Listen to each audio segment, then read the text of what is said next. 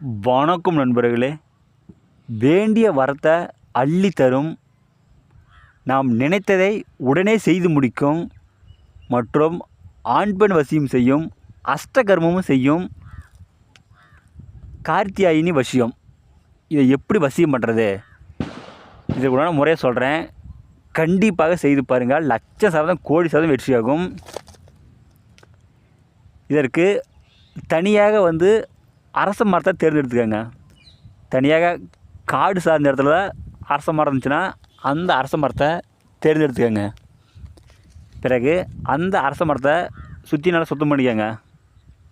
சுத்தம் பண்ணிவிட்டு அமாவாசை நாள் நீங்கள் இந்த பூஜை பண்ணணும்.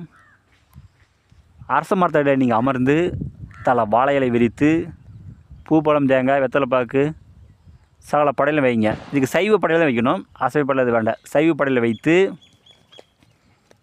விநாயகர் மந்திரத்தை ஜெபித்துட்டு உங்களுடைய குலதெய்வத்தை வணங்கிய பின்பு, உங்களுடைய இஷ்ட தெய்வத்தை வணங்கிய பின்பு கார்த்தியாயினி மந்திரத்தை நம்ம ஜெபிக்கணும்.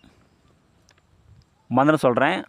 ஓம் ஸ்ரீம் க்ளீம் க்ரீம் சௌம் நமோ பகவதி கார்த்தியாயினி எச்ச எச்ச மம காரியம் சாதய சாதய சுவாகா. இந்த மந்திரத்தை ஒரு நாளைக்கு 1008 ஒரு வீதம் 40 நாள் பூஜை பண்ணுங்க. 40 நாள் பூஜை பண்ணுனா உங்களுக்கு 40வது நாள் தேவி காட்சி கொடுப்பா. பிறகு பூஜை முடிச்சிடுங்க. அந்த 40 நாளுமே நீங்களே சாப்பாடு செஞ்சு சாப்பிடுங்க. சுத்த பத்தமாக இருங்க. ஐயப்பன் கோயிலுக்கு மாலை போட்டால் எப்படி கட்டுப்பாடோடு இருக்கிறோமோ அது போல் இருங்க. அப்போனா மட்டும்தான் நமக்கு அந்த பூஜை வெற்றியாகும். பூஜை பண்ணும் பொழுது நிறைய சோதனைகள் வரும். இந்த பூஜையை நம்ம விட்டுட்டே ஓடி போயிடலாம், இந்த பூஜை நம்ம எதுக்கு பண்ணாட்டி அப்படின்னு நிறைய சோதனை கொடுக்கும். அந்த சோதனையெல்லாம் தாங்கினா மட்டும்தான் நாம் மாந்திரிகத்தை ஜெயிக்க முடியும். இல்லைனா அந்த தேவி நம்ம சித்தி பண்ண முடியாது. நிறைய பேர் இப்படி சோதனையாலே பயந்து செய்ய முடியாது போயிடுறாங்க.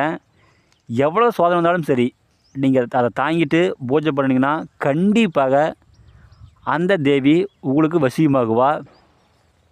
வசியமான பிறகு நீங்கள் அஷ்டகர்மம் 8 செய்யலாம்.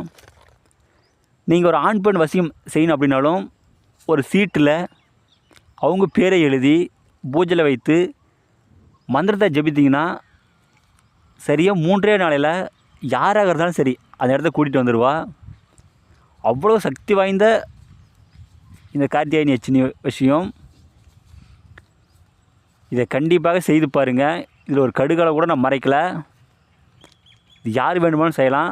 ஆனால் நீங்கள் நல்லா தைரியம் உள்ளவங்க செய்யுங்க. ஏன்னா ரொம்ப கோழை இருக்கிறவங்க நீங்கள் செஞ்சீங்க அப்படின்னா செய்ய முடியாது.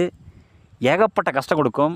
அந்த கஷ்டத்தெல்லாம் தாங்கினா மட்டும்தான் நாம் இந்த தேவியை சித்தி பண்ண முடியும்.